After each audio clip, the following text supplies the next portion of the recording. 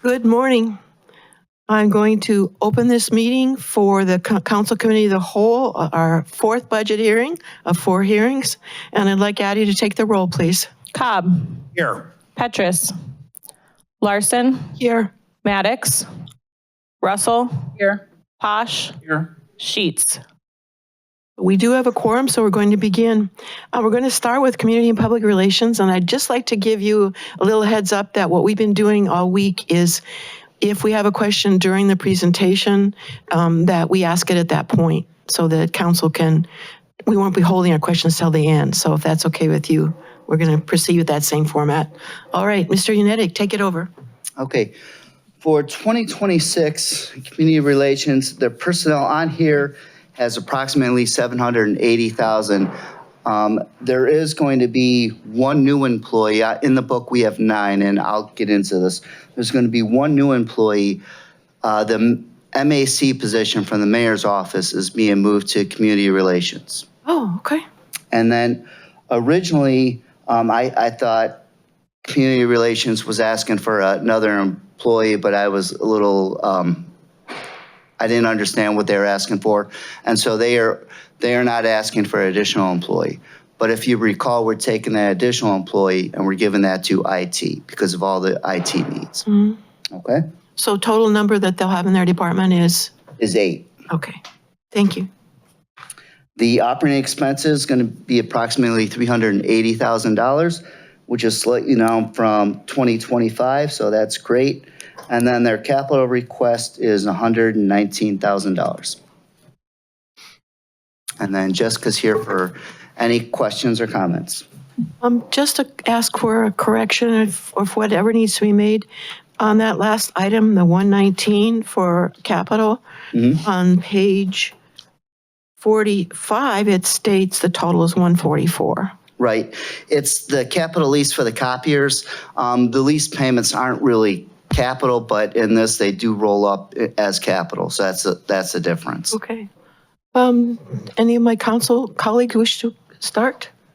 And let the record show that Councilor Petrus just entered the meeting.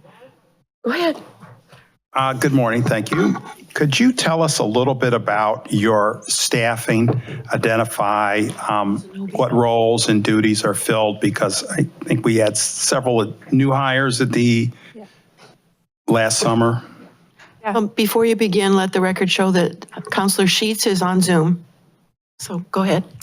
Sorry. Yeah, so COM's always had 7 positions available. We had, for the majority of 2025, had 4 positions filled. As of September and then October, we added 4 additional persons and subtracted 1. So that got us back to the 7 number that fulfills our FTE requests. So we have Anna Wilson, who is our social media coordinator. She is excellent. She is terrific. All of them are. I should say that. I don't want to not give anybody any credit. Treat Hanks is now our graphic designer. Both of them are incredibly busy. And we have Miles Brooks, who joined us from Keene Park. He is doing a lot of video productions. He's managing a lot of our digital assets. We have purchased something called StockPress, which is a digital asset manager with AI capacity. It's really helpful because prior to that, all of our digital assets for the city were across multiple platforms. So he's managing that, and he's going to start training also with Steve Barker to assist with all of the meetings and AV responsibilities that we have. And then Akila Benson, who joined us from the building department. She is going to assist Todd with MAC requests, and she's also joining the events team that's cross-departmental, and she's assisting us with things like community relations, merchandising, community engagement to maybe better answer your question around why the 7 positions, which we did have allocated to us, are important, is because we were really functioning as the communications department and not so well as the communications and community relations department. I always felt it was really important to build out that component, in part because we were getting feedback from residents that they wanted to see us more out in the public and they wanted more direct engagement. And with Miles and Akila especially, we're going to be able to pull that off. They've already been incredibly helpful. Can I have some follow-up? The events coordinator, is that going to be in your department or is that going to be in Director Gonzalez's department?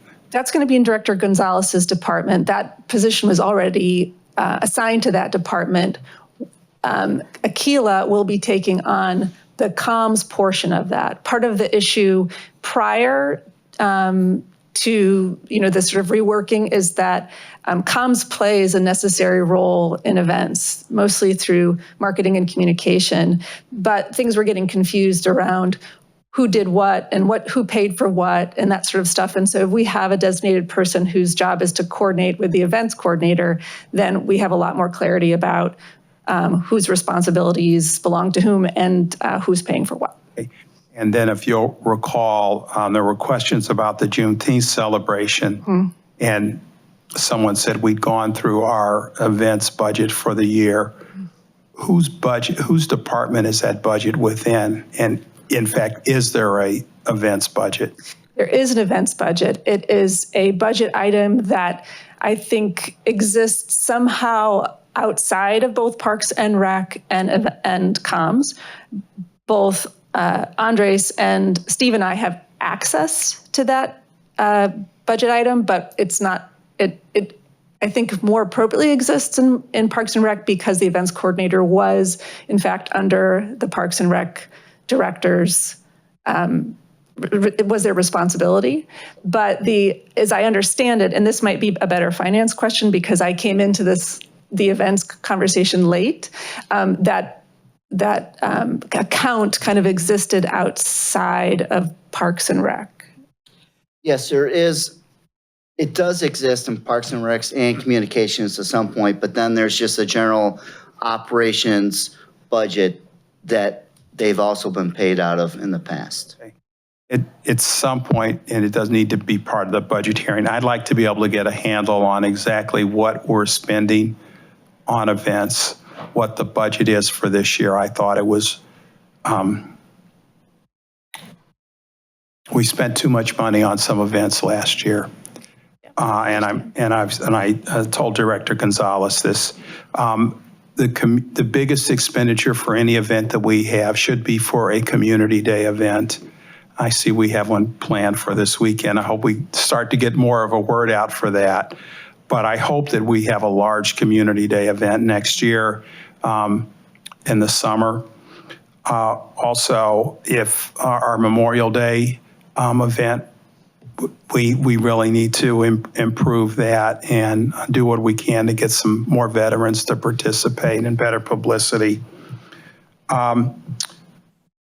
Are we doing anything to increase the ad revenue for our Focus magazine to help defray the cost of printing and postage? I'm just tossing that out there.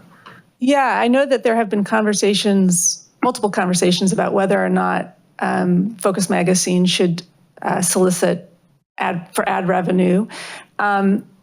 What I will say is that's not a conversation we're having at this moment. It doesn't mean we're not available for it in 2026. It adds a level of staff time and resources that I think should be accounted for. Soliciting ads, collecting them, tracking them, it is an additional effort. But to maybe assuage some of the concern, which I also share around the cost of printing Focus, we are experimenting right now because we do have to put out the Public Works calendar, for example. We have to put out a program guide for Parks and Rec because we missed the last one. And we will put out a much smaller Focus in December. We are not going to, one of the biggest costs is the number of pages, and we do not need to publish a 68-page magazine, we can be far more economic with that space. So we're going to reduce the size dramatically. But additionally, we're not going to send it out to every resident. We are going to send it directly to the members of our homestead mailing list. Those are folks who have identified as needing things mailed to them directly because of age or disability. That's about 750 people. That will reduce our mailing costs from around $6,000 to give or take $200 to $300. So, and then we will distribute the magazine across multiple platforms around town to make it available for folks, and we will make it digitally available, and we will advertise it so people can get it if they want it. We did get a lot of feedback from people saying, why are you sending me this glossy magazine? It's beautiful, but I don't necessarily, people were concerned about it, just the environmental costs of it. I share those concerns, so we're working to dramatically reduce the cost. No, the Shaker magazine, I don't know if you've ever seen it. I have seen it. It's enviable. Yes, and that's, I would like us to get to that kind of quality of publication. And I think it may be worth considering whether you could hire a contract employee to go and solicit the ads, and then they take a percentage of whatever ads they're able to bring into us. I just think that's something to take a look at. And then in looking at your 2026 goals, you're talking about increasing press release numbers. Could you make sure that City Council gets copied on all press releases? That's something that has never happened, and we're often the last to hear about things that are publicly put either in our newsletter or in press releases. Certainly, yeah. One last thing. There's been talk before about some type of welcome package. Is that something we're looking at maybe reinstituting, letting people know when they move in their trash day why you're getting 2 sewer bills, the fact that you may have to pay city income tax?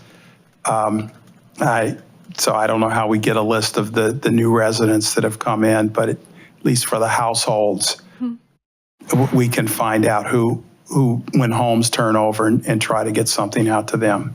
Yeah, we've actually already had this conversation in the last month about reinstating some kind of welcome packet. A lot of it can be digital now, which is great, but we would like to give, new residents, renters, or homeowners merchandise if we can, if that's, within our budget. Akila is going to be the person kind of spearheading that project, especially because she has a relationship with Housing and Building, and the Housing Department might be a place where we can distribute that information. Okay. Thank you. Anybody else? Councillor Posh. Good morning. Morning. Thanks for joining us and being here. And boy, it's been a roller coaster in your department this past year. So when I sort of look at the accomplishments and the goals, I think it's start, stop, and it's like, yikes. I'm looking forward to a full year of just getting the work done, no drama. I appreciate that. I have some questions, and obviously, if you're not prepared to answer any of them, an answer later is fine. But where are we with the All Are Welcome brand? That seemed to be a big investment that the city put out at one point, and over the last couple of years, it just sort of seems to fall off the wayside. It's so funny that you ask that, because Steve and I were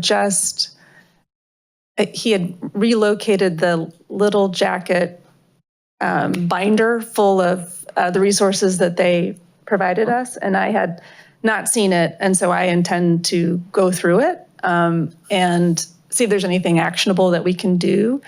I know that that branding campaign was both, ended with a tagline that we were pleased with compared to what had been offered before, but it hasn't necessarily been fruitful. I get a lot of calls from residents who say, can I have a flag that says all are welcome? Like, how are we collectively sharing that this is our motto and our value system?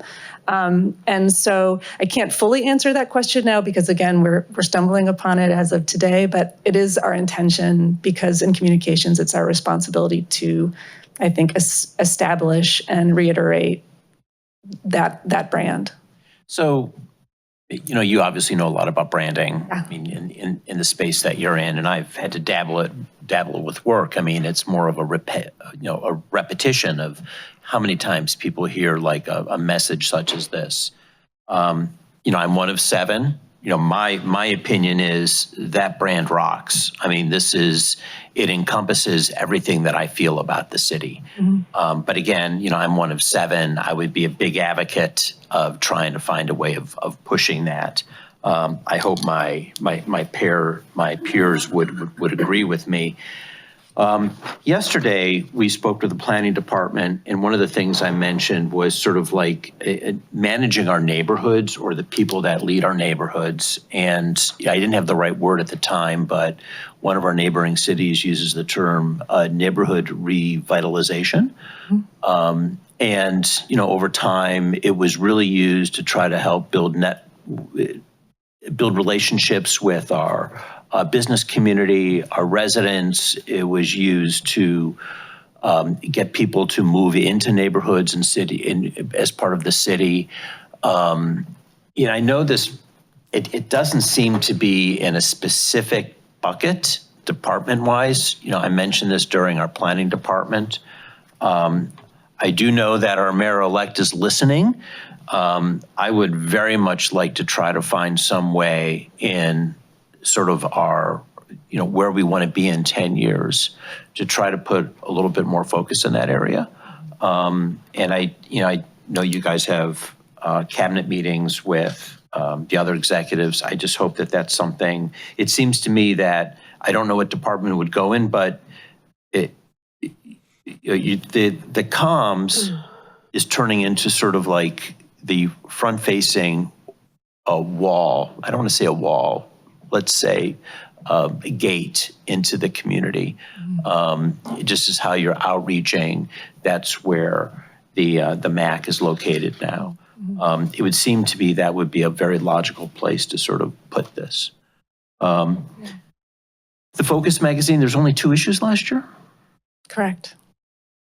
There were to be 4. Okay, that's just sort of an interesting sort of takeaway.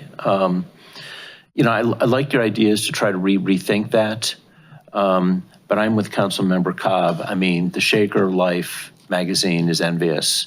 I don't know how much money, I mean, no, it's a loss. Yeah, I still like something glossy and something to hold in my hands. That's because I'm 64 years old and, well, you know, that's my mindset. Not everybody is young, not everybody is on social media. That was one of the problems we had with the schools where, oh, we're just going to put everything on Twitter. Well, then, you know, some people aren't on Twitter anymore for reasons that has nothing to do with an age issue. They just don't want to be on it. Yeah. So, you know, whatever you can do to think about, we've got aging populations. We have people that have some digital divides. We have some people that don't open their mail, or we have some people that's the only thing that they do, and they need to see 7 door hangers from a political candidate because they're not going to know about anybody else.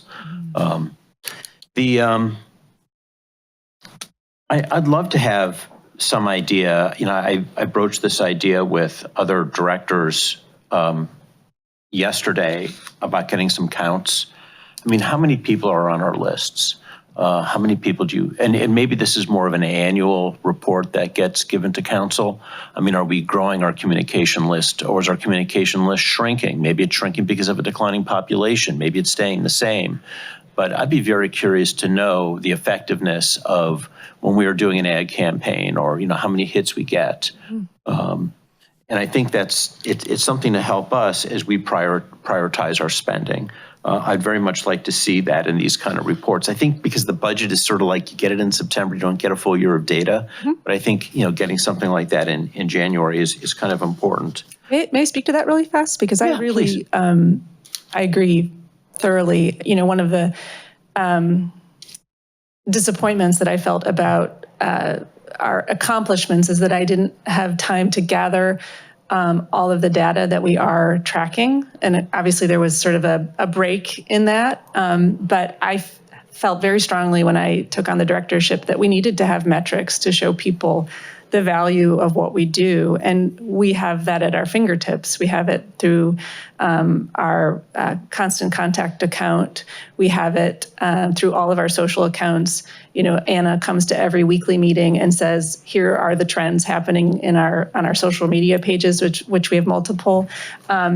We are using Monday.com, which is a production management system, and we're using it as nimbly as we can to be able to track over the course of the year how many, for example, press releases did we put out, what were, you know, which departments were represented, what kind of, you know, input did or results did we get from that by having Miles track you know, what happens in the press and the kind of news coverage that we're getting. So I'm a big believer in having metrics and data to share. There are things that I think we have to dig into to figure out, you know, for example, I agree, it's really important that we're plastering the city with posters, that we are still sending people materials in the mail that they want. And so having a kind of opt-in system might be preferable. I would like to see those numbers, and that's my intention moving forward. That'd be great. There was the issue about newsletters, and Member Cobb mentioned about not getting press releases. You know, I know there was a discussion yesterday about whether we're an employee or not an employee, but if there's an employee newsletter, you know, I think that is a piece of data that council really should be on that list. So, I mean, even though I'd argue if we're an employee or not, but I think that is a tool that would help council better understand what's going on in these walls. So we could be helpful. And maybe we can celebrate with other people if there's an item where, you know, there's a celebration. And I'd like to be a part of that. If we can be added to like any comms that gets sent out to council members, maybe if you can put our distribution on there, that would really be very great. Certainly, yeah. And we can just add you to I'm assuming some of you are signed up for the newsletter as residents, and if you're not, we can add you, and we can also just we have a line item for council members in constant contact, so we can just click on that for all public, you know, all of our publications, including our newsletter and our press releases. We are also starting an internal newsletter for all staff, and I don't see any reason why you guys wouldn't be included on that, because it's an interesting way to, you know, it's a place to celebrate birthdays, milestones, critical information internally. So not that I want to bring up the dark days in City Hall, but I was removed from the list, and you were, I believe, helpful on getting me added back on. So I think it would be very great if maybe not an individual council member's name, and if you could just use the council distribution list, I think that would be really, really great. yeah, I'm sorry that happened. Not you. Had nothing to do with you. So you fixed the problem. Thank you. You're welcome. Civic Plus was one of my customers for work, and I don't remember if they have sort of an aggregation tool that you can use with social media, or maybe you use another one where you use like G4 with some of the Google ad campaigns. I would imagine we run ads, and we look at the performance of those ads. We also look at, you know, the social media hits, but do you use an aggregation service? So one dashboard, and you're able to sort of see where your ad spend is, are we doing any kind of ads? Maybe that's a question. So we're definitely using our social media platforms to advertise and to boost posts, and those are an expense, and we can track the impact of those through our social media accounts. Okay. On Civic Plus, I know we use their archive social. That's the product in that regard, but I don't think we track ads. Okay. Steve might be better capable of answering that question, because, yeah. I have one last question, and that is regarding Steve. Do we have a backup to help deal with if a meeting needs to happen, we want it to be streamed, but is there a backup for Steve at all? Yeah, we actually have a line item 2563 under the 101 General Fund for labor contractual. That individual is Adam. Adam's, I guess, been working here longer than Steve, which is remarkable. So he comes in to do meetings that Steve is unable to both like record if he's unavailable, or, with the council committee of the whole. But we are also in conversation about really training Miles. Miles has been coming to the council committee meetings to watch them and to watch Steve, and getting him some formal training so that he can be a person inside the department that can start sharing the load. Thank you very much. You're welcome. Any more questions? Vice President Russell? Councilman Posh asked most of my questions. I wanted to know about the metrics used for our digital platform and what was being paid for that and the cost, but you already said you don't have that with you, so later you can provide that. Yeah. And I wanted to ask, I know that clerk is going to, or council was going to hire a part-time person to help Addie. Maybe that person can also be trained on the, what is it, the live streaming? Yeah. Yes, Yeah. so that when a staff person can't do it, a council clerk could actually access that as well. I support that. Yeah. It's great. Yeah, so that it's just not stuck with him. I felt bad a lot of times that he was actually stuck here alone, and he was the only one who could do it. As far as communications, well, you've heard throughout our city that certain pockets of our community is not getting the communications they need or want or looking for because of various different reasons. Is there a plan to try to fix that, or do you have a vision of how do we communicate more with those pockets of our community that's not being engaged?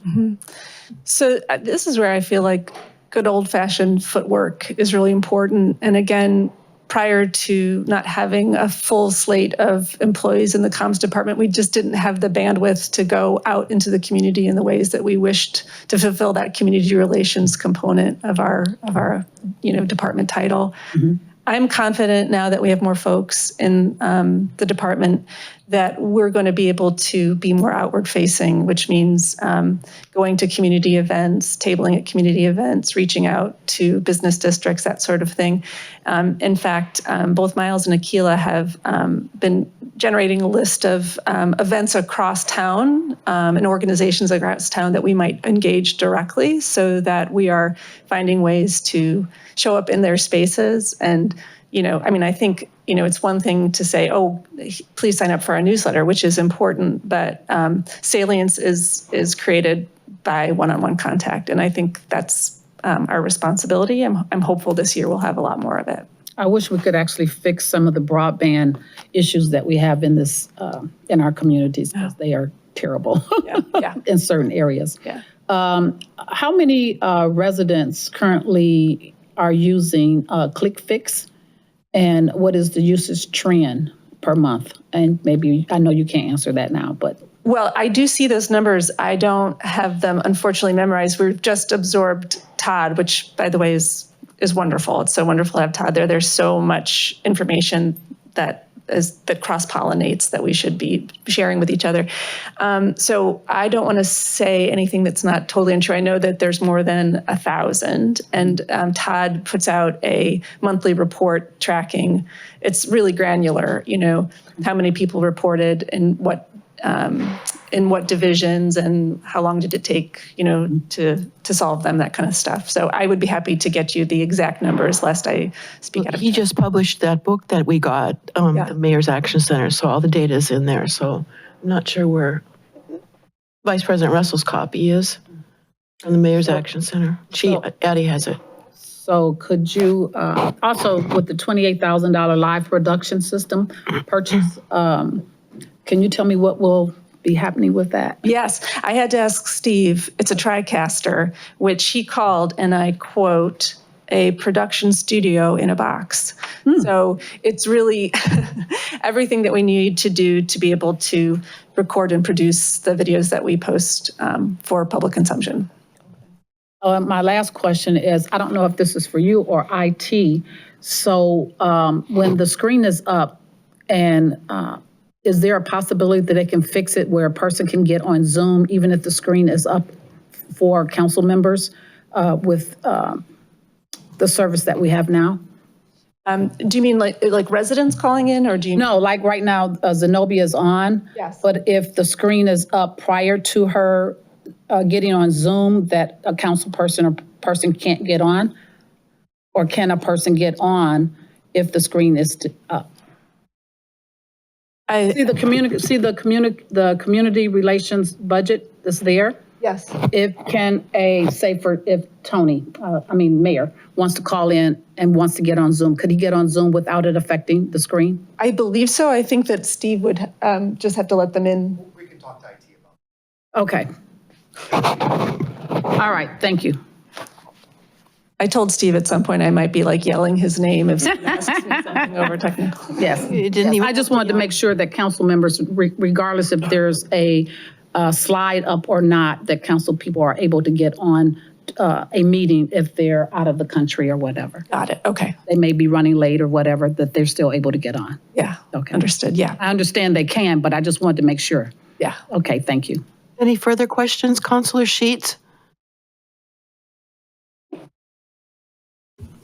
You're good? No. Okay. Yes, I'm good. Councilor Petrus? I'm okay, thank you. All right. Then I'm going to go ahead and ask my questions. I would like to draw attention to the 2025 accomplishments. Excuse me, where it talks about recorded and published over 130 council and council committee meetings. That service alone is very dependable, and Steve has been absolutely amazingly committed to making sure that we have the technology ready to go. The preparation's been done. He has been setting us up for these public hearings, and I just say thank you ever so much, and I appreciate him so much. I also would like to ask on the 2025 accomplishments, you talk about re-engaged, ready, notify for emergency notifications. Does that include air quality alerts? So that's something we've been working with Dr. Boateng on. He and I, when was this? Starting, I think, right when I returned in October, or maybe it was prior, set up a template for putting out Ready Notify information based on the air quality information that he would share. Mm-hmm. So I think we're just a little rusty and need to start it back up, but it's going to be included on Ready Notify. Thank you for doing that. It's really important to let people know what the air they're breathing is and the quality of the air they're breathing. Just a statement, we talked yesterday about a little bit, but we are looking at having a process for organizations to use to apply for money on their request to the city. And it's been determined through the discussions we've had with the mayor and the law department that the best way to do that is to have a central place like your department where that process is established and it's posted on the website and people can go in and readily access that application to start the process. So I would just like to let you know that I'll be reaching out when I get a chance or when we get it figured out. It's something that really needs to be a joint effort. So I just wanted to let you know that that's in the works. And I do have a format that Chris Heltzel, Assistant Law Director Chris Heltzel suggested that we might use. We want it simple. We don't want it complicated, but it still needs to address criteria that organizations understand they need to provide in the process. So just an FYI. Also, you mentioned the homestead. How do people know about the opportunity to be able to sign up for that so that they can get deliveries via postal service? That is out of the Utilities Department, Public Works Utilities Department. Okay. And so that's, I just gained access to that list, actually. So I'm thinking in real time, that's something that comes, should advertise. I'm not sure how. I can speak with Director Klingscale about how they've come together that information over the years. Yeah, thank you. But certainly we could publicize that. And maybe just update it once a year or let people know once a year or biannually that it's available, because I've talked to people that are frustrated that they're not digitally comfortable. So also would like thank you for looking at so extensively at the cost of focus. That was going to be one of my questions. On the 2026 capital request for your department, you talk about capital lease copiers. Does that include that amount of money, the 25,000, include a maintenance agreement? That would, Yes, I believe that is included. It's an annual expense that they have, and I believe that's included in there as well. Okay. That's all the questions I have. I'm going to let Mayor Kudo go first. Vice President Russell? I just have one question. The website, that's your department. Is there we get a lot of concerns about the website. It's very hard to navigate, to maneuver. Is there any future trends to either update the website to make it more user-friendly so that the residents are not having such a hard time maneuvering through? You have a council page, you have a city page, you have so many different pages for people to go through to find different things. Is it a way that you all could look at in the future, or progressively changing that whole website and making it more user-friendly? Maybe more people would get onto the city if they had something a little bit more user-friendly. so this is definitely a conversation that we're having in comms. It's an ongoing conversation. We've been using Civic Plus for a long time. We have an annual contract with them. That contract is renewed, I believe, every April 1st. And this year we have a free upgrade with them. I don't know yet how much that will impact user experience, but I think beta testing would be helpful. Part of it, though, is that we have a wealth of information that might be bogging the site down because we've just been building it in time, right? Adding information to it. And so part of it is the strategic determining of, what is the most critical information and what are the most intuitive ways of getting to it. So, we don't want to destroy something that has, all this critical information, but we do need to take time. And I think, over the course of the year, we could do that. We could contract with a firm potentially. There is money in the budget potentially to examine what would make our current platform more user-friendly. So I very much agree with you. We're also talking about in communications creating short how-to videos that, some people like to go to How Do I, and they read the whole thing, but a lot of people like short kind of quick tutorials. And so I think the plan is to create tutorials for every department for commonly asked questions. Our age now is quick, fast, and now. Yep. So if we can get something to deal with quick, fast, and now and more user-friendly, that would be very helpful for the community. Thank you. Just 1 minute, Mayor Kudo, just to follow up on that. The search engine is clunky. Yeah. I will ask for something and I get a whole long list, pages. Doesn't even give me what I had asked for, and it might even be a specific piece of legislation. Yeah. And I get all kinds of things that are not helpful. So quick, fast, and ready available. Yeah. Here. Mayor Kudo. Can I add just one additional related piece to this? One of the issues that when we went through the budget process, and even when we're going through it now, there's budget information on the mayor's page and there's budget information on the finance page.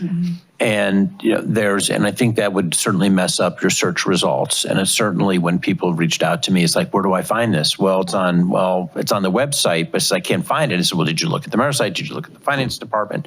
Did you look at the council site? So there's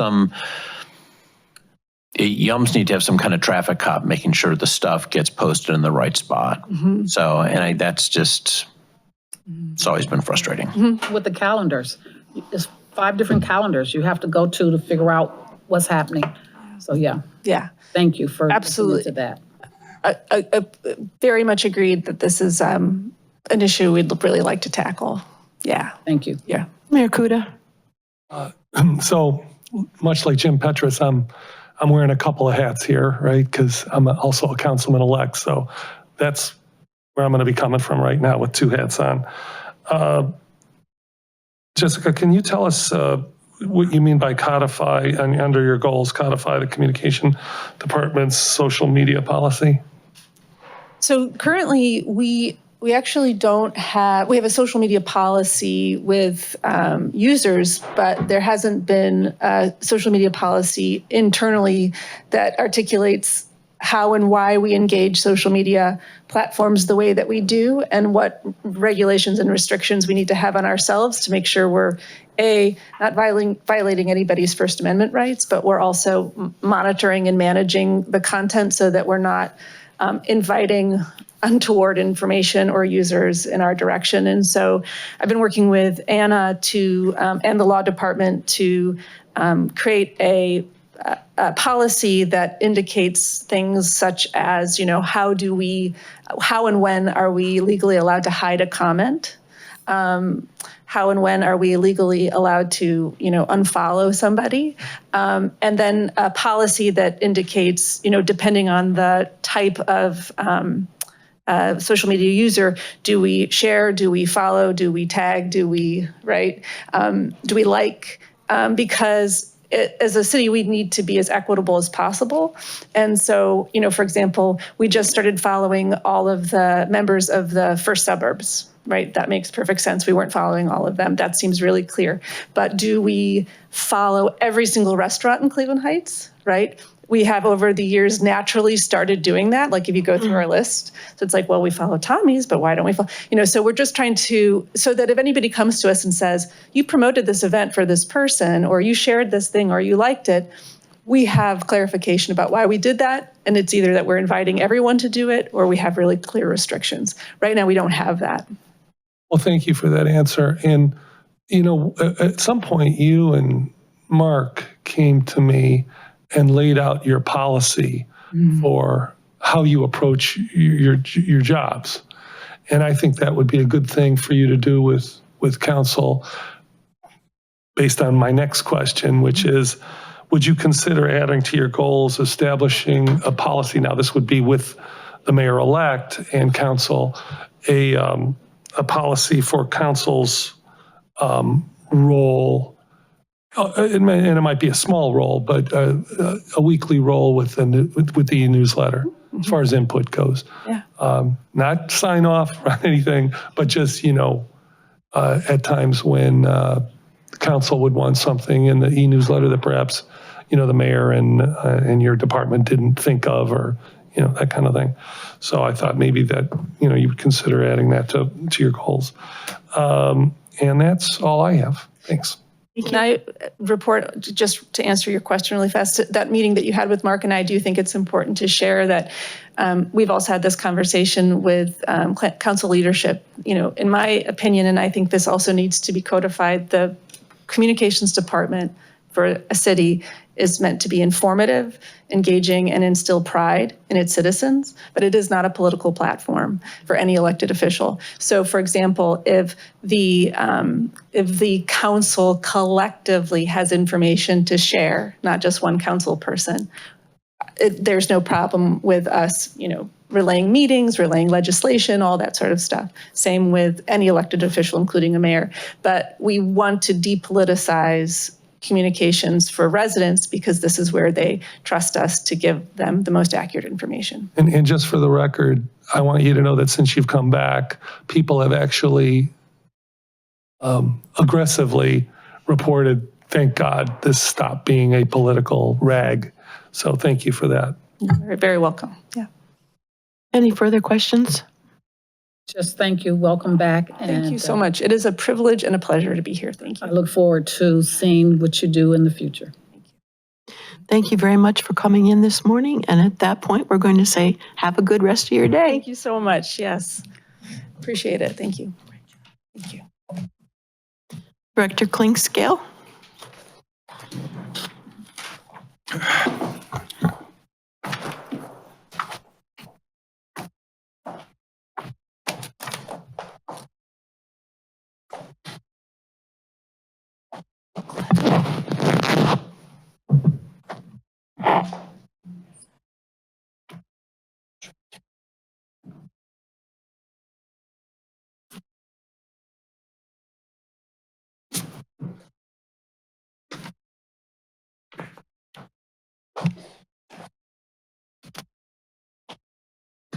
Good morning, everyone. Good morning, Director Klinkscale. Welcome.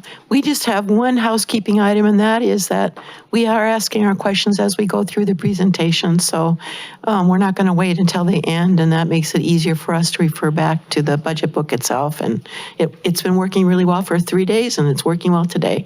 So, Mr. Unetic, you have the floor. Okay, for 2026, the Department of Public Works, their personnel expenses is going to be approximately $10.3 million. You see this is an increase from 2025, and the reason is because we're moving the building division from Parks and Rec into the Department of Public Works. So we're taking 9 employees from Parks and Rec and we're moving them into the Department of Public Works. And then we're adding 1 additional employee to help supervise those 9 new employees that are coming on. Does that make sense, everybody? Mm-hmm. Okay. The operating expenses is going to be approximately $8 million. Again, this is an increase from 2025 as part of moving the building division into the Public Works. We are going to increase our operating budget by $1.3 million. We also reduced $1.3 million from the Parks and Rec budget. We move it from Parks and Rec into Department of Public Works. Their capital request is going to be just under $18 million in 2026. However, a lot of these monies have offsetting revenues that go with these capital projects. And then there's a listing of all the capital, and Director Klinkscale is here to answer any questions you may have. Who wants to start? Councilor Posh? Good morning, and thanks for being here. Good morning. So, we may need to have some additional, I need some additional information regarding the capital request. It is a lot larger than what we had before. Some of the items that we have on pages 68 and 69 are just, they have terms like capital improvements, computer software. I just love to be able to get a little bit more information on really, I did hear that there's offsetting revenue.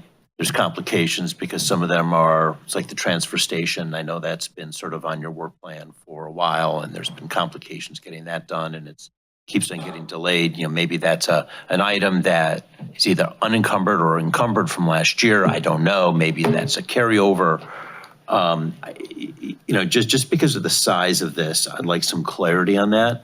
And maybe, a spreadsheet detailing maybe if there's an offsetting revenue, maybe what the capital improvement actually is.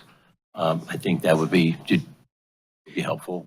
If I could jump in there. If you go to page 29 and page 30 of the budget book, it has a more detailed breakout of the capital expenses. And then if you look on the column on the left on pages 29 and 30, it says what fund it's coming from. Is everybody there? So if it begins with a 101, that's the general fund. So that's directly general fund related monies. And if the column on the left has a 402, that's the Finance Capital Projects Fund. That's, again, general fund related monies. All of the other capital expenses have some type of offsetting revenues with it. So if it doesn't begin with a 101 or a 402, it does have some type of offsetting revenues with that capital project. Okay, can you just repeat that one more time? Sure. So if you want it, maybe to make it easier, if you go to page 68. Okay. Okay. Why don't you take number 12, which is traffic calming, which is Sure. 575. That's a big. Yes. So to make it number 12 all the way through number 23, those are all paid from Fund 402. So those are basically general fund related expenses. And then the top 3 on that page, number 1, 2, and 3, are paid from the general fund. All of the other capital requests here have offsetting revenues.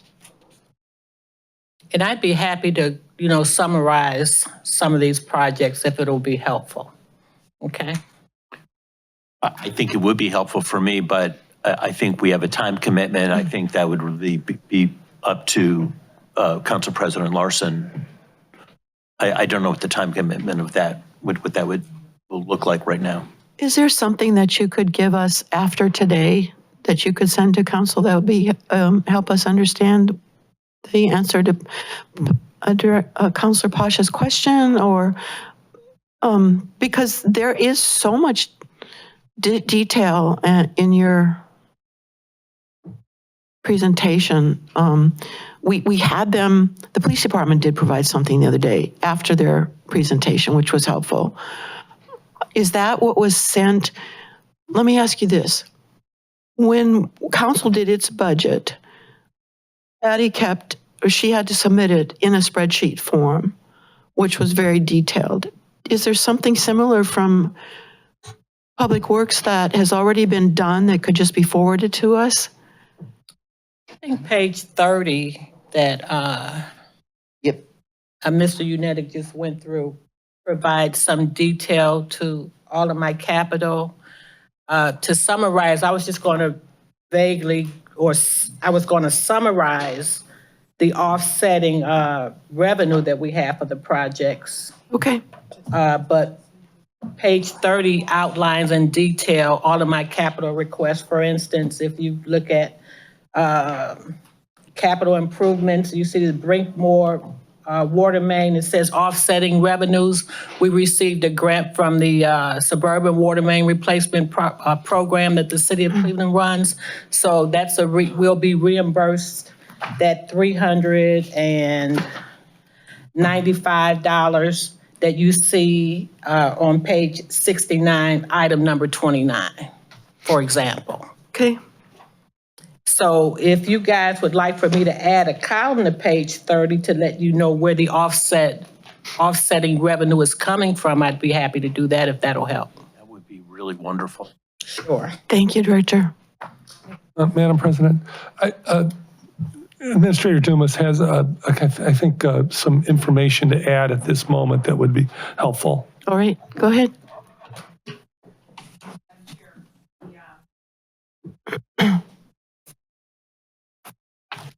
Okay. On page 22, where we have the fund balance summary, what Mayor wanted me to point out was the beginning cash positions in a lot of these funds.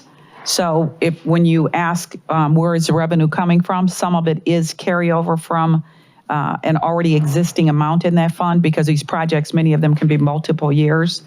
And so there are fund balances in these funds that start with substantial capital to support these funds. And if you go to page 22 towards the bottom, you'll see the refuge capital fund starts with $1,244,000.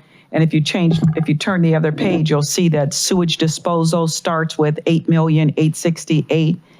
So there is substantial beginning cash positions to support these purchases, along with what would be coming in or projected to come in this year.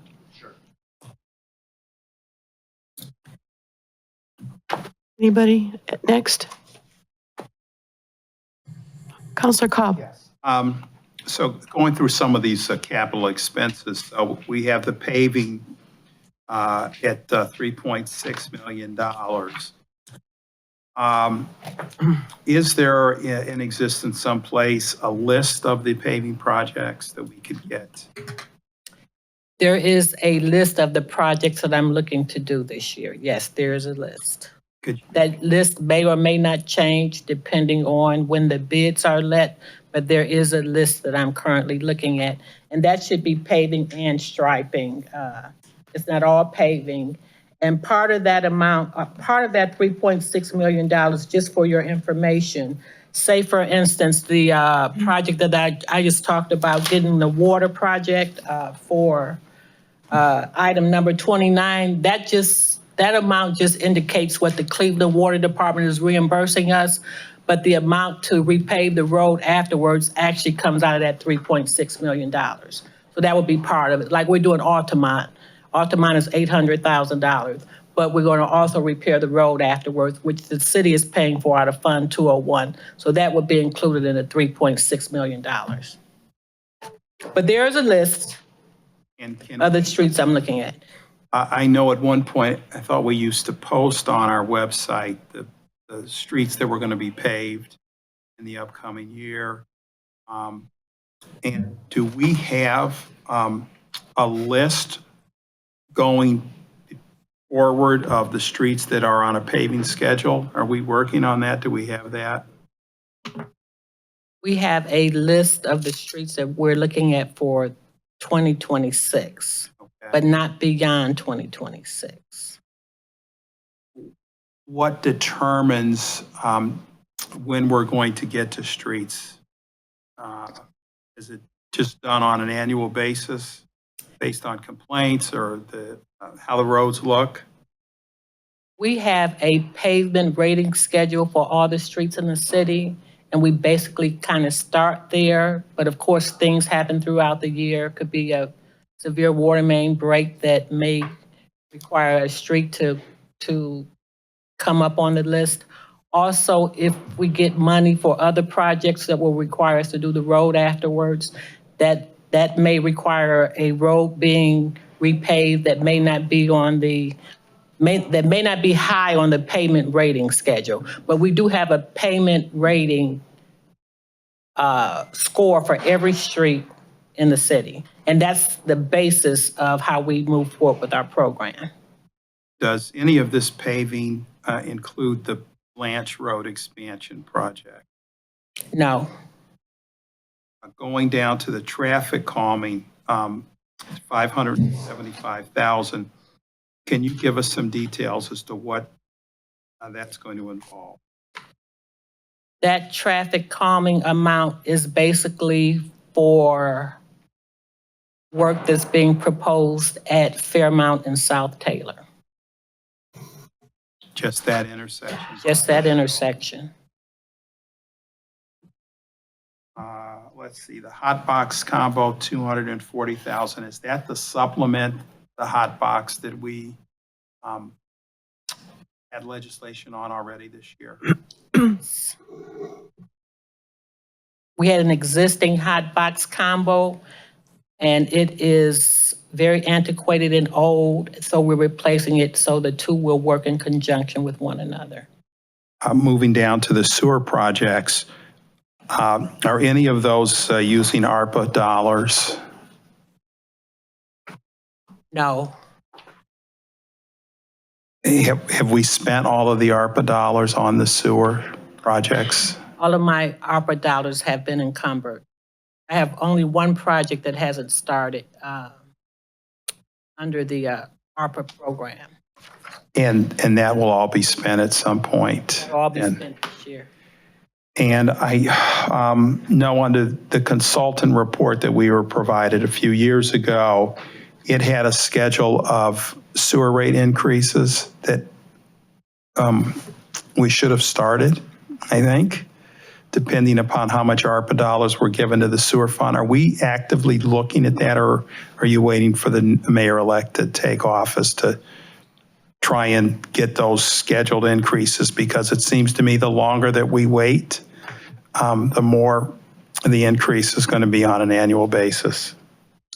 I have been in discussions with the law department about that. However, before pulling the trigger on actually moving forward with that, we're waiting for the mayor-elect to come on board.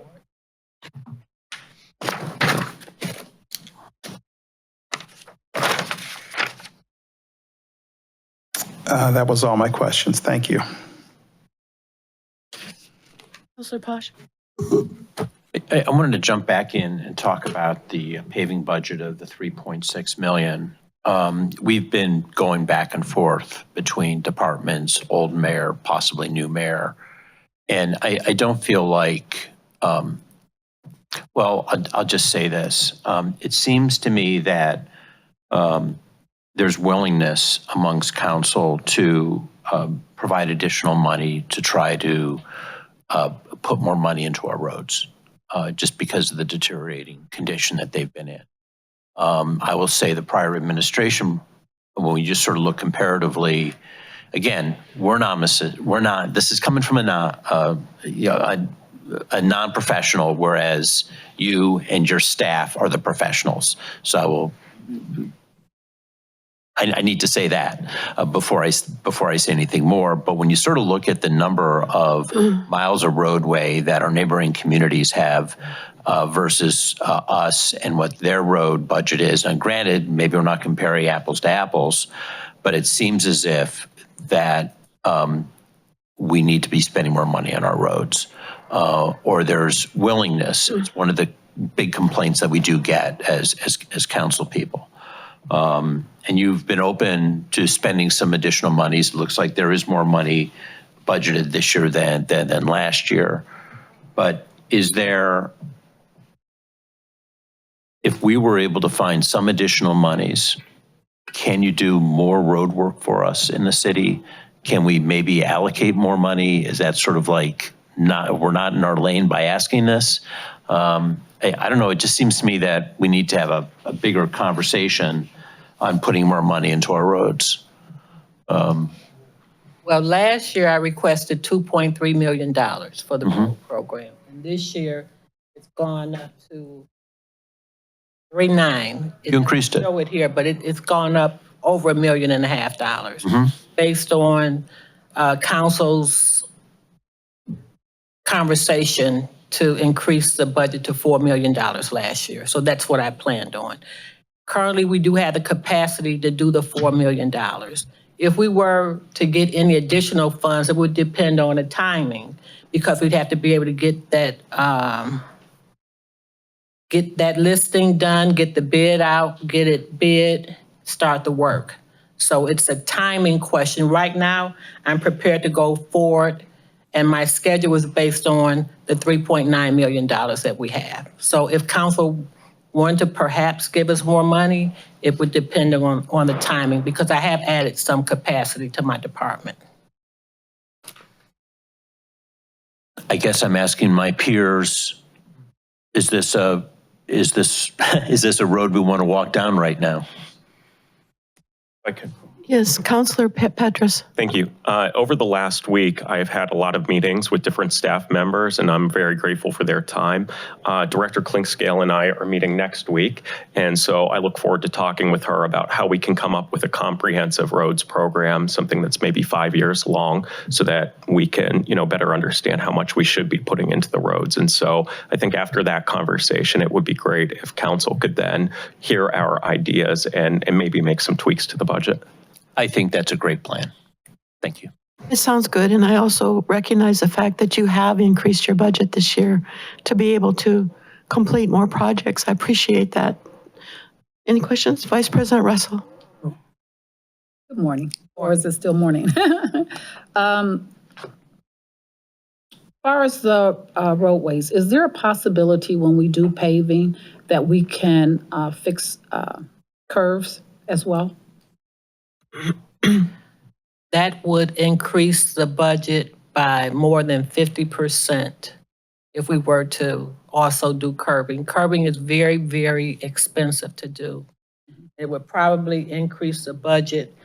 Say, for instance, if I have $4 million to do the same thing and put curves on every street that we do, would probably increase the budget close to $6 million. We do try to do spot repairs where there is no curb, though, as part of the program, but we don't have a full-blown curb replacement. For people who are asking for curbs, is there a process they go through to request or let the department know that their curbs are barely nothing?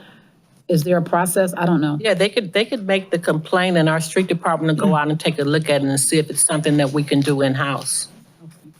Far as paving roads, what is the percentage for the roads being paved on residential streets versus major commercial corridors?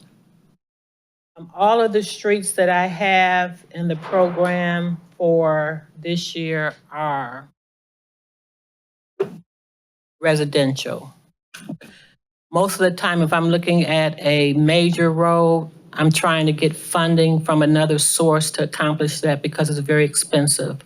An example is Euclid Heights Boulevard. We got $250,000 from the county to only do half of the street and half of Euclid Heights Boulevard. So usually when we do a main road, we're receiving funding from ODOT, the county, or something like that. But in our program for next year, all of these are residential streets. I guess my last question, you know, I'm the person who always wants you to have all the equipment that you need to do the work that's needed for the city. Do you need any front loaders, trucks as far as refuse or mini refuse packers or light loaders at all? So I do have in the budget for this year a refuse front loader.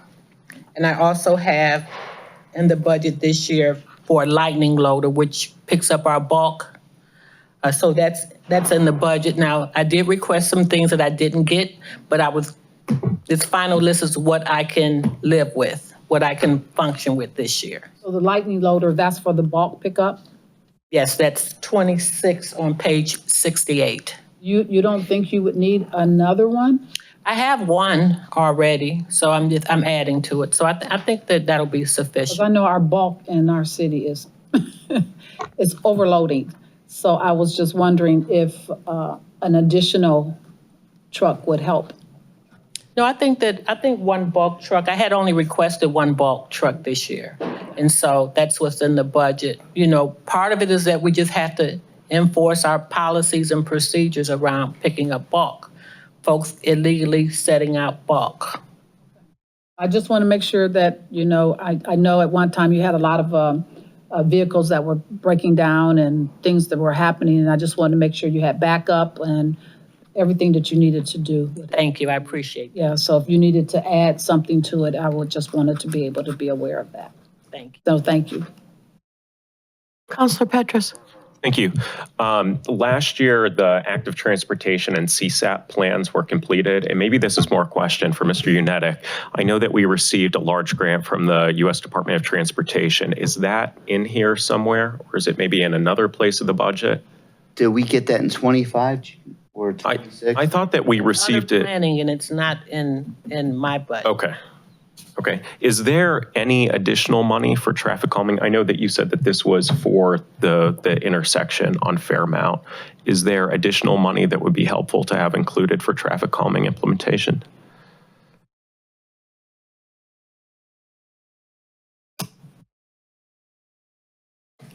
I have like an additional, it's just $20,000, and it's mostly for like supplies to purchase additional speed tables, signals, things of that nature.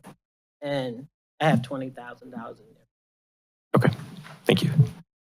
Following up on that, do you have any traffic calming equipment in-house that if you were able to get to another project or another street and do some traffic calming that you could use those materials? Yes. Okay, all right, thank you. Counselor Cobb. Following up on the traffic calming, I know there's some roads in Cleveland that they have actually, rather than put the temporary devices in, they actually have, now they've installed asphalt humps. Do you know offhand how much those installations cost, and is there any consideration to doing that as a traffic calming measure? I do not know what that costs to do that. However, I did have some conversation maybe in the fall with the service director from the city of Cleveland to maybe have my staff join his staff, because they're doing most of those in-house, I believe, to see how it's done and to see if it's something that we want to do and see the pros and cons of it. I know there's some cons when it comes around to plowing snow in those areas. So just to find out about the program to see if it's something that we want to implement in our city. And I forgot to ask this earlier, the watering of plants that the city does at some of its facilities, is that done by the contract for that, is that run through your department, or is that run through Parks and Recreation? It's currently run through Parks and Recreation. and I say currently because I am getting some of his folks, I'm getting properties, and I don't know where that falls. I have to do a deeper dive into what I'm inheriting. And I take over the properties division. But currently, that's through a contract with the Parks and Properties Department. However, one of the things that we have done is we are acquiring a water tank for the Forestry Department to start watering trees that we plant. Because, you know, we'll leave a notice with folks when we plant a tree to give them instructions on how to water, and some of the trees are dying, so we decided to get a water tank and do that ourselves. I seem to recall at one time that the city had a watering truck 20 plus years ago. And you may or may not be aware of this, but one of the biggest expenses that all of our special improvement districts have is for landscaping and watering plants. I hope that after things get settled the first of the year, that next year we can sit down and look to see if there's some way that the city could take over that expense if we had a watering truck and we had the capacity to do it. There are other things that I'd also like to explore next year, money permitting and manpower. So for example, we talked about this before, plowing the sidewalks in the business districts to take that expense off of the SIDS. So I'm hopeful that we'll be able to sit down with the SIDS and the new mayor next year and see if we have the capacity. I don't know. And then finally, council member elect Jessica Cohen wanted to know whether we're looking at getting another vacuum blower at some point to assist with the leaf pickup. Another leaf vac? Leaf vac, yep. We don't have that in the budget this year. I mean, you know, for 2026. So we're looking at how it runs for the season that we're in now. Unfortunately, we had a small fire on the leaf vac, and that vac is currently at the manufacturer. It happened about a week ago. And those are the types of problems that you run into if we just had a leaf vac program. If that was all we were doing and a vac went out, that would really throw our leaf program off. That's why we're still doing it the old way, but I don't have it in the budget to get a new leaf vac next year. And how are things going so far this year? Well, you know, we have some new employees that are, you know, getting acclimated to it and seem to like it. We're mostly using it on narrow streets and the streets that we just repaved and our main streets. And it was going fine, and you know, until the fire was going. And overall, I know that I thought that we tried to do some pay adjustments and give some decent raises to your laborers. Have you seen any improvement in morale, and are we able to attract more people as a result of that? We are seeing improvement in folks that are applying. Do I see improvement in morale? I can't really say I do. I mean, those were substantial increases that has really, you know, thrown things off for me, you know, because it's a domino effect, you know, because now you're going to have a situation where you're going to have employees out earning their supervisors.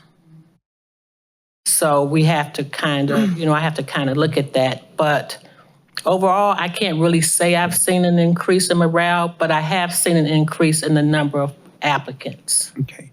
So we addressed that issue, and I know we talked about it last year. We addressed that issue with our police and fire department. I think, council, that's something that we want to address with your supervisors. So if we could get together and talk about how to take care of that situation, maybe we should do that before we finalize the budget to see, you know, what we may need to add to that if everyone is open to that. I'm getting head shakes over there.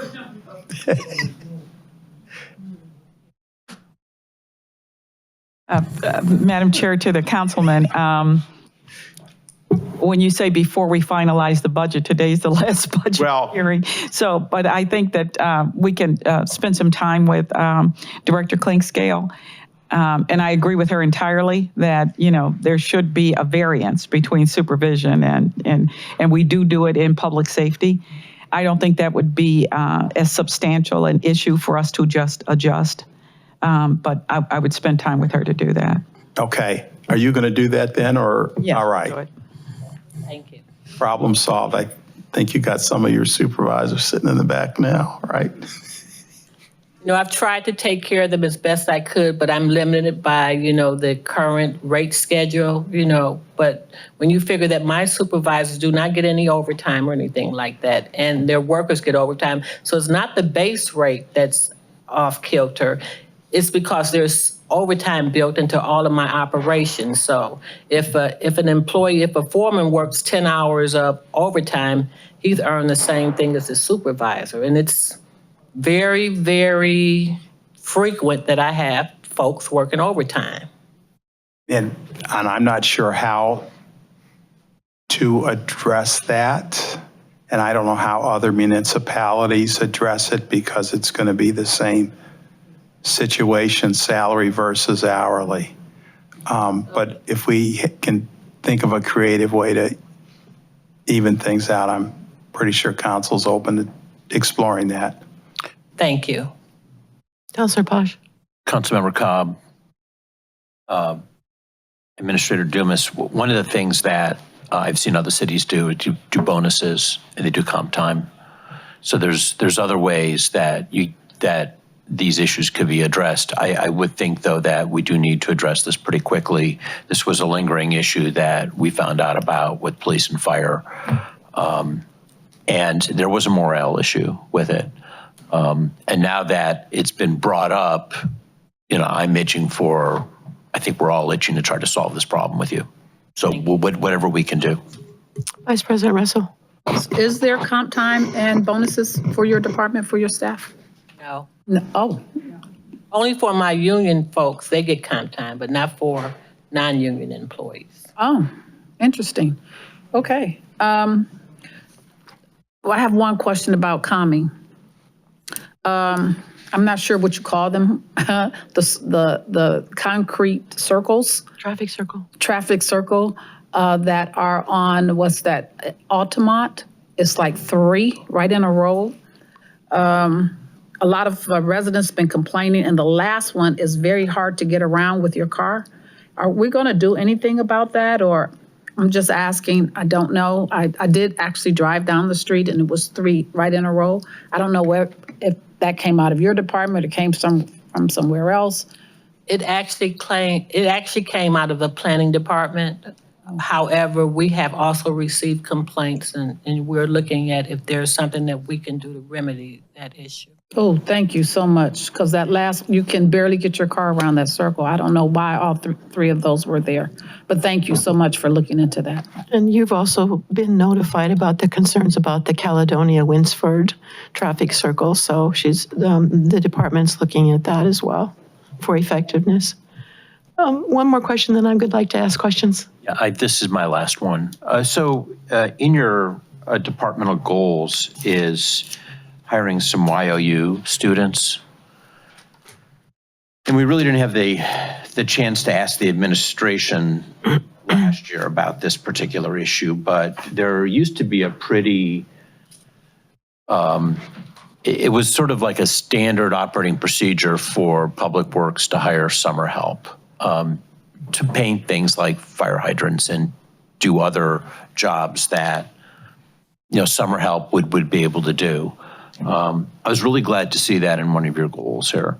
Not necessarily YOU students, although they're a phenomenal organization. They do wonderful work. But, that would be a really great way, I think, to augment your staff, maybe augment Parks and Rec. So whoever's listening from a bigger picture, I think that would really be something that the city really should be thinking more about. And I'm really glad to see it in your budget. There was, I'm sorry. Patty, it looks like we lost Councilor Sheets. All right. My questions. On the 2026 goals, you list complete the rate analysis study and submit recommendations to council. Is that for refuse collection that you're looking at rates? That's for sewer and refuse collection. Thank you. And we also kind of looked at parking. And we're going to look at parking.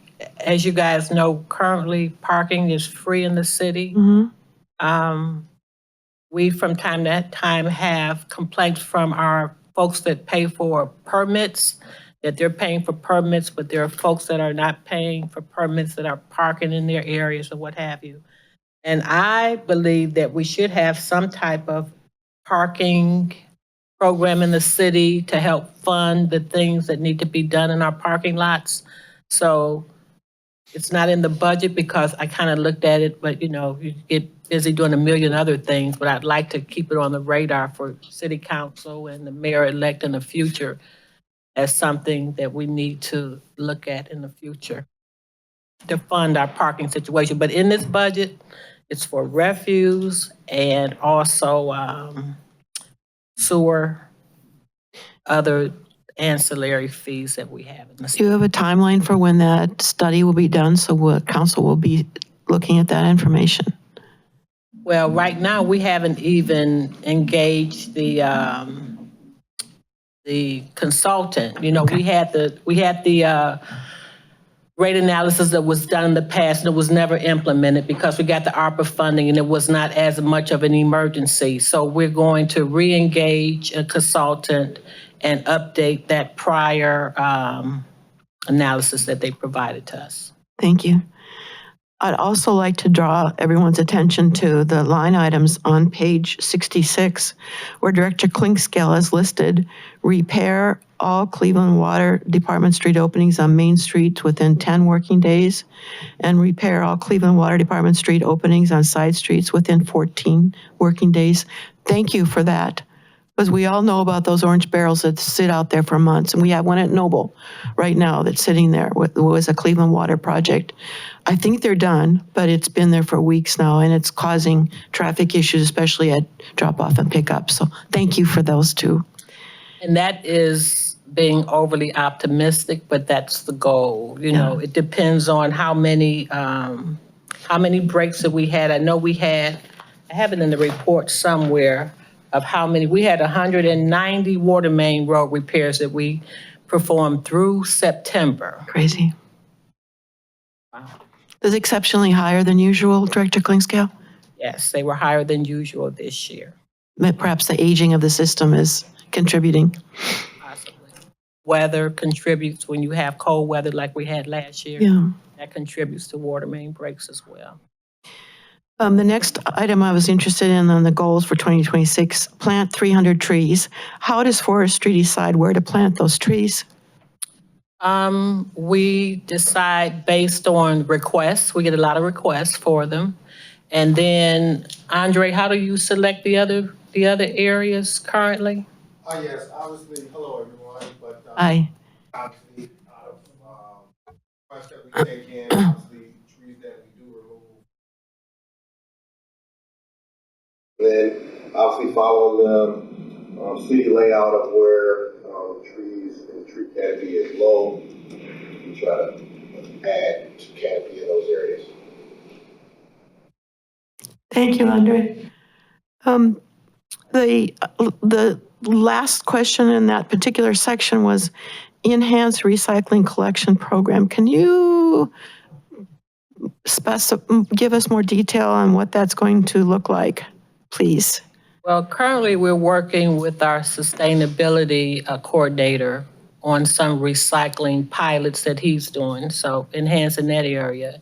And then education, of course, in the area that we're already performing. So just enhancements in those areas. We're helping with the pilot for recycling in the business districts now, as well as the composting. He has $100,000 for that composting program, so it sounds like there'll be quite a few enhancements to that particular program, which should turn from a pilot into part of something that the city does on a regular basis. Basing To it, see how that impacts our tonnage. yes, I'm interested in that. How would you be looking at a 6-month window before to look at that data, or how would you want to see that data available to you so you can see if it's affecting tonnage? Probably quarterly. Okay, sounds good. I'm going to ask about the transfer station.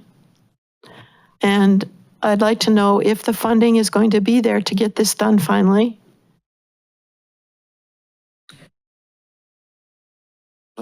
We still have to get together to work it out. Right. Okay, We're in the process of trying to figure that out. okay. It is our intent to make sure that that funding exists, but at this current moment, we do not have that funding. Now, why it, and I had shared with you that somehow it was encumbered in 2024, but that encumbrance did not roll over into 2025. So it's about $1 million, Colette, I think. It's about a 1.1 million. 1.1 million. And so Colette's looking at existing projects to see if there's anything that we can move forward to 2027 and use probably some of that money to cover the transfer station, because the transfer station is apparently a project that everybody wants done in 2026. I had notes when we've talked about this a lot the last few years. Fund 415, that there was, per the prior mayor, money's available in that fund. And so that's just FYI for you to look at. Council President, Councilor Posh? do I understand that then the transfer station is not included in this? It is not. That's correct. That's correct. Ms. Chair, to the councilman, that is correct. It is not included. We were not aware of it. Colette was, Director Clinkscale was of the mind that she had that encumbered. So when she went to put forward her bid, and then we had to certify the money, it's not encumbered. So it was after we did this process. You have spoken about using the LiDAR system on the garbage trucks so that you can determine what the state of your streets are, of our streets. Is that going to be something we'll be doing in the future, or is it in place now? Well, the last survey that we had done in the city was done by LiDAR. Okay, And that was not on our garbage trucks. That was just a company that we hired, and they went through the city and they did LiDAR. Right now, that enhancement is not on our refuse trucks. It's something that could be added in the future, but last time we had our road surveyed last year was done with LiDAR. and that's what you base how you look at the streets that will be on your list for 2026. Right, so we do that every 5 years, so I could develop a 5-year program right now with the information that we had from last year. I could look at that, but it would be subject to change. But we could put forward a 5-year capital project based on the information that we gathered from last year's survey. And prior to that, it had been done 5 years before that. So that would be helpful for you when you're talking about looking long-term, right? In terms of resurfacing Right, and getting your streets up to snuff. that's correct. All right. I've used the Lee Road garage a bit the last few weeks. That elevator is not working, and since you're going to be taking over building, will you take a look at that and see what's going on with that elevator, please, Sure, in the garage? sure. It has, I mean, it looks like it should be responding, but nothing happens. Sure, I'll get with the Parks and Recreation Director to find out exactly what's been done and what issues they've been having. I'll have to meet with him to determine exactly what I'm taking over. Right now, I don't know all the buildings or all the equipment that I'm receiving from that area, but I do know that parking garages will be my responsibility. Yeah, So I will get with him to find out exactly what's going on over there. thank you. Horticulturalist, thought it was in the budget for 2025. Are we going to look at hiring one? It must have been under Parks and Recreation. I know that they had a horticulturalist before, but Okay, I haven't had one. right. I have arborists in my department, but not anyone specified to do other lands. Right. Your arborists are your tree specialists, yeah. Right. I wanted to make sure that the $200,000 for sidewalk repair for that pilot program that you and I have spoken about is still in the budget.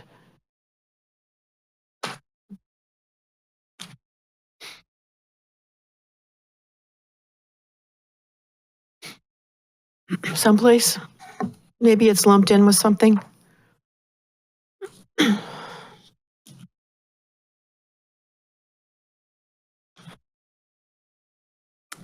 I don't know, because as you are aware, that's a program that we were looking at with housing, Mhm. as well as if we could use some funding from our community development block grant Mhm. program in order to make that happen. I put forward that $200,000 as an estimate of what I thought that it would take to run the program based on how Shaker Heights runs their program. And so I'll get with Andy to make sure that it's somewhere in the budget. Thank you, I appreciate that. On page 30, we have a line item that's called, and I may mispronounce the word, I apologize for that, a spandrel wall bridge at Doan Brook. Is that related to the sewer program that went on over there, or where is that going to be? That is an area it actually exits at the bottom of MLK and North Park, in that area. Okay. And there is some degradation of the wall where the Doan Brook comes out. Okay. And although I would like to say it's the city of Cleveland, but because of the lease that we have with the city of Cleveland, we are required to make the repair. Okay. Thank you. That's an urgent repair. So as soon as the budget is approved, that's something that I'll be moving forward to try to get taken care of. Okay. Also on page 30, there was a line item that is $75,000 for a fence for the sewer department. Is that located over on Noble at that particular location? Yes. So that is what we're looking at between our property and Thunderbolt. Yes. Okay. Thank you. You have plow trucks.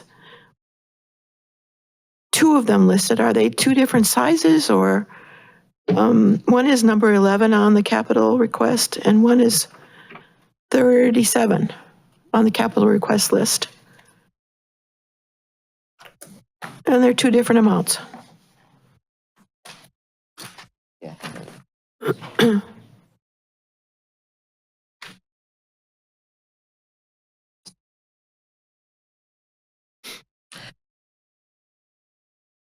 I'm gonna go to which.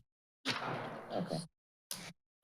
So there's a plow truck that we have requested in the street department, and that would become just a normal part of our fleet.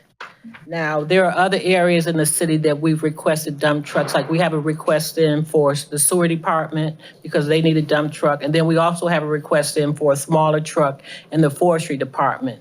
And all of our trucks, we put plows on so that if we need them to plow snow, that they're available. Okay. So we use them to, in addition to our regular fleet, when there's a lot of snow, we use every truck that we have available.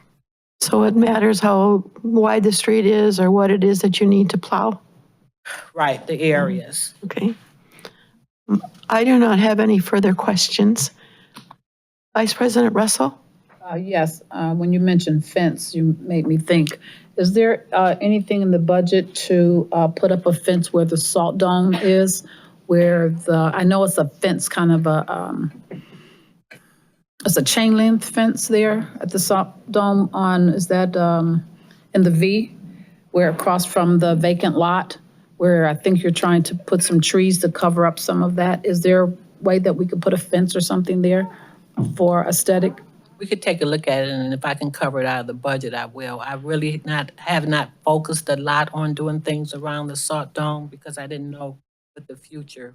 I'm hoping it gets moved. But we could certainly take a look at it and see if it's something that we could do. Okay. And also, in 2023, I actually brought two people to the city regarding a youth program for a youth to be hired with the city.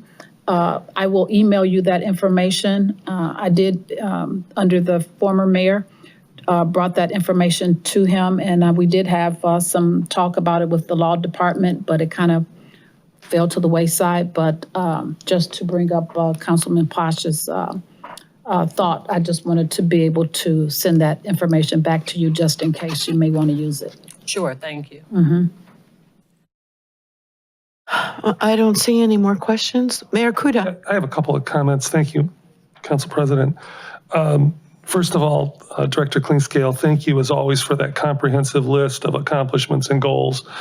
You've always in the budgeting process been a model for the entire city and our departments. Also, I'm going to compliment you on the leaf pickup. We're in the second round now. I saw them out this morning. This is the first time in my memory that, or at least recent memory, we've had 3 pickups scheduled, and I see we're right on time, a lot closer to the schedule. And I, again, want to appreciate that. As far as the elevators go, we need to do something similar to the school district, which they have a contract and we don't. And, that elevator was fixed in Lee Road and now it's broken already. It was down for a couple of years before that. The elevator in Coventry, I'd say 5 years, maybe. Now that the Coventry garage is being renovated, the last thing we want to see happen is the elevator, fixed and then, it breaks down and we don't have a plan to fix it. So I hope we can, I would strongly suggest looking at what the CHUH schools do as far as their maintenance contract. And maybe we can do something similar. The next question, I guess it's a question, is for the finance staff. We were talking about the capacity to do more with roads. I just want to know in the fund balances, in our fund balances for roads, what is there available?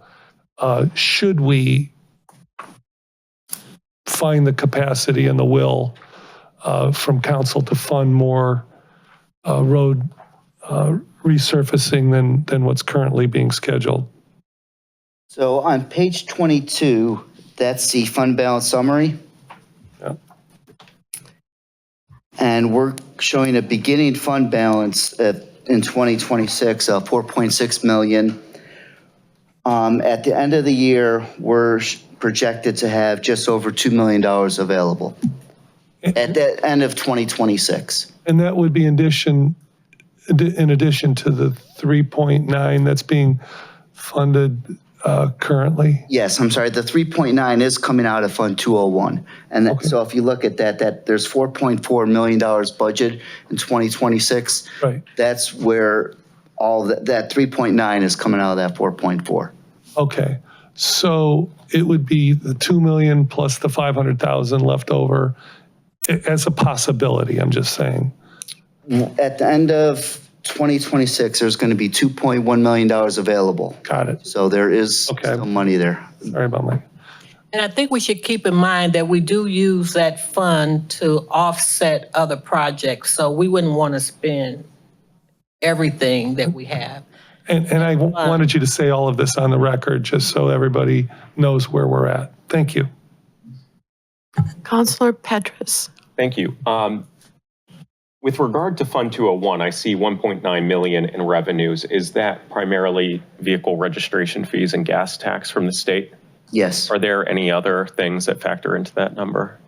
very minimal. Okay, if I remember correctly, last year we received about 2.3, 2.4 from the state. So are we receiving less this year? Well, we're always conservative with our number. We expect to beat our number of 1.9, but we're always conservative with our revenue estimates. But do we think that we'll receive less this year from the state than we did last? No, we don't have a reason to believe that.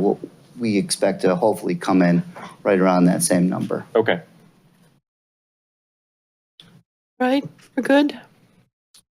I just have a couple of housekeeping items that I would like to make a statement about. First of all, I would like to ask if, from the Finance Department, if we will have the October financials available in the very near future. Yes, we should be able to have those. We're looking to close by tomorrow for October. And I would say within the next week or week and a half, we should have those out to you all. All right. Before I adjourn this final budget hearing, I want to express gratitude to everyone involved. Thank you, Mayor Kuda and City Administrator Dumas, for pulling all of the information together to provide us this budget book by November 1st, as promised. Thank you, Mr. Unetic, for assisting to present this great map, also known as the 2026 budget book, for us to use for the budget hearings and going forward into the next 12 months. Thank you to all the directors and chiefs and your staffs for pulling together your requests for funding your departments for the next 12 months and for answering all council's questions. And along with Mr. Unetic, I also want to thank the Finance Department. I know that this is an additional workload for you, and I appreciate the fact that we are on schedule and we will be looking at a budget approval by year end. Thank you to Steve Barker for prepping the hearing room and providing the recordings of the hearings. Thank you, Addie, for setting up the schedule for the hearings and overseeing the logistics. Thank you, Josie, for helping out when you needed to be available to us. And finally, thank you to my colleagues on council for engaging in this process. With that, this meeting is adjourned.